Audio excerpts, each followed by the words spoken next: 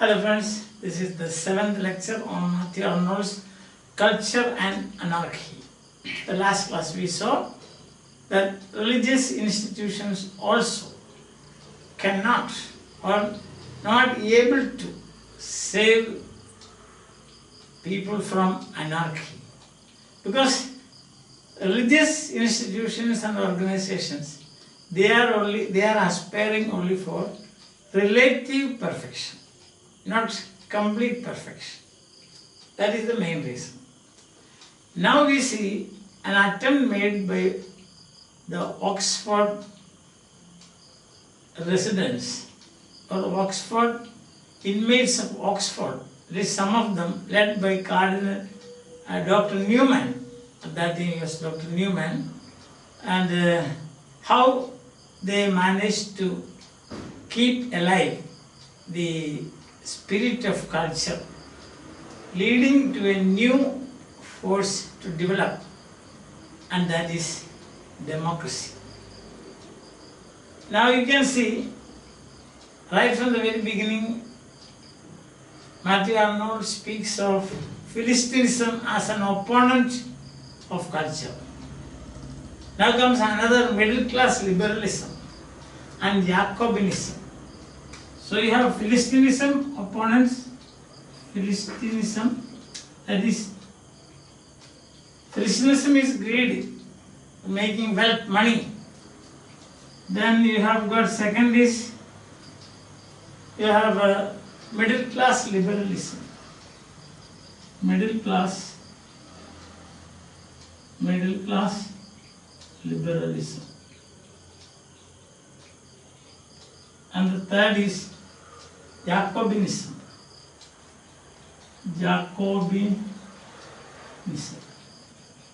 Now Philistinism, I have already told you, greed for wealth, achievement, amassing wealth. Middle class liberalism, it is freedom. That is, what they wanted is, in politics, they wanted self-government. Middle class liberalism stood for local self-government. In the social sphere, they stood for free trade, unrestricted competition, and making a large industrial fortune. So you can see it is almost near to Philistinism. First, local self-government. If you look at it at first glance, it is not anything bad. No. It's a kind of, you can say, the beginnings of democracy. But local self-government for what? That's the thing. That is for initiating action in the social sphere. What are the actions? The free trade, unrestricted competition, and making a large industrial fortune. And then in religion, they were the dissidents of dissent and Protestantism of the Protestant religion. That means freedom from established church. So what they actually wanted is, they wanted complete freedom. The middle class liberalism stood for complete freedom, non-conformity, fortune making, you can say. See? Fortune making, freedom from ecclesiastical established beliefs, freedom of speech, and at the end, in freedom for the sake of freedom. That is, do whatever they want. They should be able to do whatever they want to do. So that is the situation. That is the middle class liberalism. In other words, in all spheres of life, religion, social, politics, political, and also economic, they wanted complete freedom. So that is middle class liberalism. Naturally, what happens to thinking people know. So that is Dr. Newman and his followers. Of course, Mathew Arnold was influenced by Newman. He had come under the strong influence of Newman, also his father Thomas Arnold. We have seen that already. So they stood, they knew if things go like this, there is bound to be anarchy. There is bound to be anarchy. You put all your trust in wealth. You put all your trust in achievements, worldly achievements. Put all your trust in doing whatever you like. Put all your trust in separating from the established church, established ecclesiastical practices. Naturally, what can happen? This can lead to anarchy. So, as a result of this, to block this, to prevent this, as a deterrent, they started Oxford movement against the middle class liberalism, clearly. So what happened is that the Newman's movement or the Oxford movement stood for keen desire for beauty and sweetness which it nourished. So the opposite of what we can say, diametrically opposite to the ideas of middle class liberalism.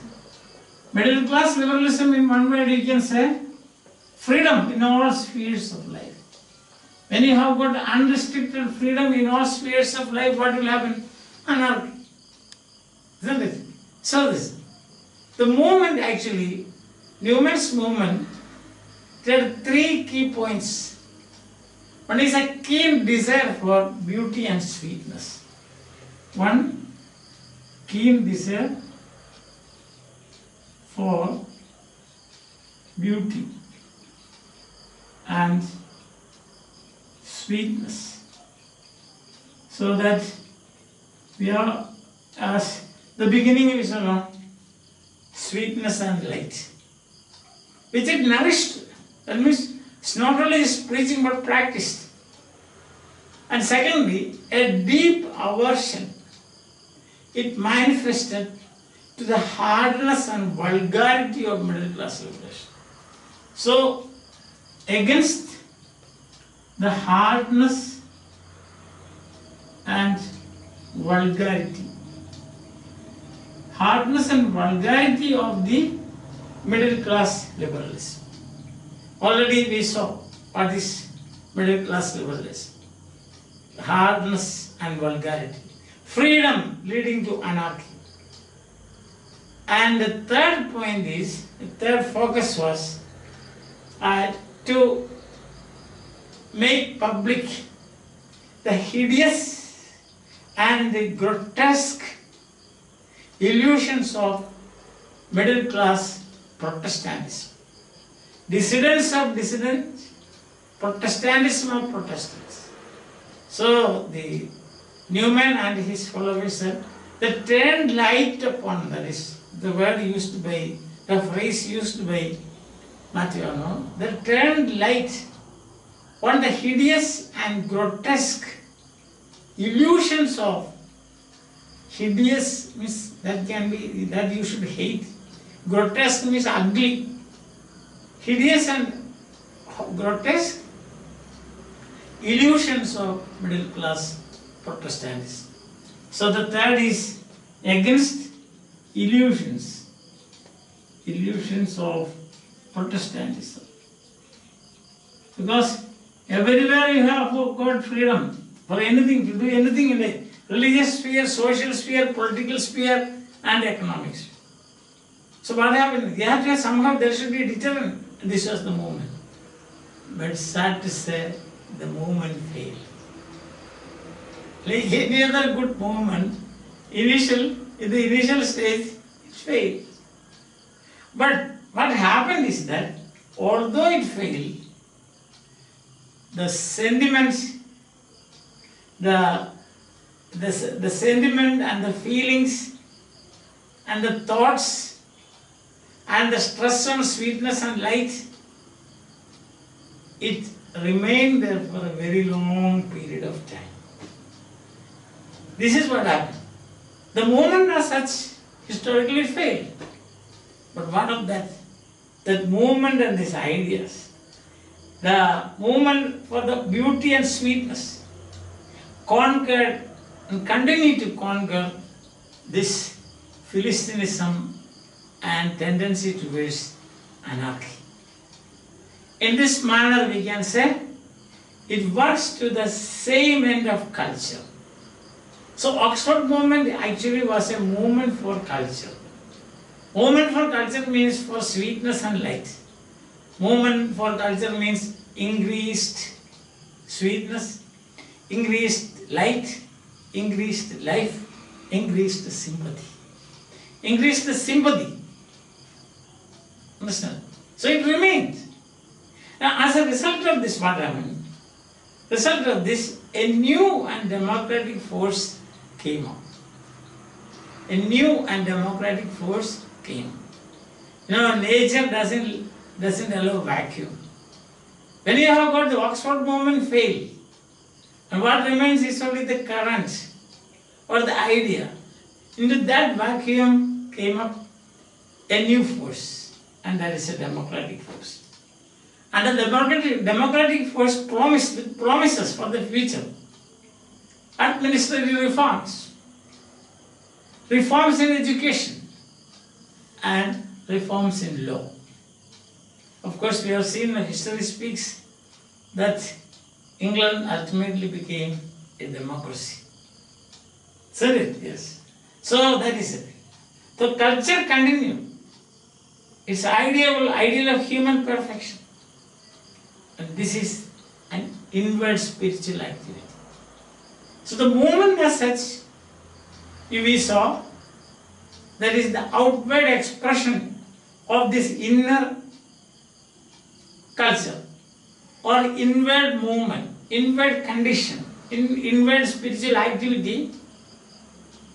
The expression of it in the form of Oxford movement failed. But what of that? Into that came a new force, the democratic force. So the culture continued. Its ideal of human perfection, that this is an inward spiritual activity, it was agreed by people, followed. And especially this idea of putting trust in achievements, it was accepted that it is Philistinism. If you say that we have got a English people, not me, English, we have got the greatest and the largest mercantile, if you say like that, mercantile navy. If you say that our railroads will save us, or our railroads, or our rationality, or our economic prosperity will save us, then you are mistaken, my dear friend, says culture and anarchy. So what happened is that the opponents of culture, that is, the Oxford movement was directed against the middle class liberalism, which stood for Philistinism, mainly, and anarchy. Instead, what happened? You have got a new democratic force movement, promising reforms. And once again, culture and anarchy, once again Mathew Arnold tells us, tells the English people, because this is addressed to English people indirectly to us, not directly, because we are not the people who started the middle class. We didn't have the movement for a middle class liberalism. So it says, if you trust in your mercantile navy, if you trust in your railroads, if you trust in your industrialism, then it is not going to save you. What will save you is only culture. And then he says, if you want to establish this, there should be, the mind of the people should be prepared for it. There should be a current running. He gives an example from history. He says, during the Rome under the Tarquins. It gives the example of Rome under Tarquins. They brought in the worship of Apollo, God Apollo, the god of light, the god of beauty, the god of aesthetics, we can say, art and poetry and so on. Why the Romans accepted it? When the Tarquins brought it, the Romans accepted because they were mentally prepared. They were fed up with the Latin and Sabine religious ideas. Latin and Sabine religious ideas. Latin and Sabine religious ideas and religious practices. They are fed up. So when they found that something new, something that is more rational, I don't know whether worship is Apollo is more rational or worship of or the practices of Latin and Sabine religion, that we don't know. But anyhow, Romans accepted it because their mind was prepared. Exactly like that, Mathew Arnold says, if your mind is prepared, instead of middle class liberalism, instead of Jacobinism, and what is Jacobinism? Jacobinism is a fierce hatred for the past. Fierce hatred. So you cannot consider it as and also a society they want to build on rational principles. Fierce hatred for the past and a society, a new society built on rational principles. The second part is okay. We can say it is part of culture. The first part you cannot accept, because in culture, sweetness and light. There is no scope for fierce hatred and so on. So that is also an opponent of culture. So Mathew Arnold puts an undue mark on that. Cultural anarchy puts undue mark on Philistinism, middle class liberalism and Jacobinism. And it stands for democracy and stands for a new way of looking at things. And he appeals, just as the Romans accepted the worship of Apollo, you should, because that is Apollo is the god of light, so there is some similarity also. So what you should also do, get ready. You make your mind ready to accept this new god, and new god is culture. And the characteristics of this God is increased light, increased sweetness, increased life, and increased sympathy. And he gives an example for a man, none other than Benjamin. He says Benjamin Franklin, that is his example. A man of, at the very incarnation of sanity, he says. He is an example for that. Benjamin Franklin is an example for that. The very incarnation of sanity and clear sense. A man of imperturbable common sense. Such persons have their mind ready to receive this goddess culture. So today what we have discussed is enemies or opponents of culture. We saw Philistinism, middle class liberalism, Jacobinism. Jacobinism. Philistinism is greed, middle class and absolute freedom leading to anarchy. Jacobinism is fierce hatred for the past and a building of a new society based on rationality. The problem here is fierce hatred. When you find the content of Philistinism, middle class liberalism, freedom, absolute freedom, not spheres of life. And they want it, and that can lead to, if people seriously thinking about the future of mankind, human race, so like the leaders of the Oxford movement, say led by Dr. Newman and followed by followers like Mathew Arnold, they put a deterrent to this. For fear of anarchy taking out, overwhelming the society. Anarchy. So what happens is they stood for beauty, desire for beauty, then they were against hideousness, the hardness and vulgarity of the movement, illusion of Protestantism. As if you break from the established church, there will be a new sky, a new heaven and a new earth. They thought like that. But that is foolish. It was proved later. So numerous movements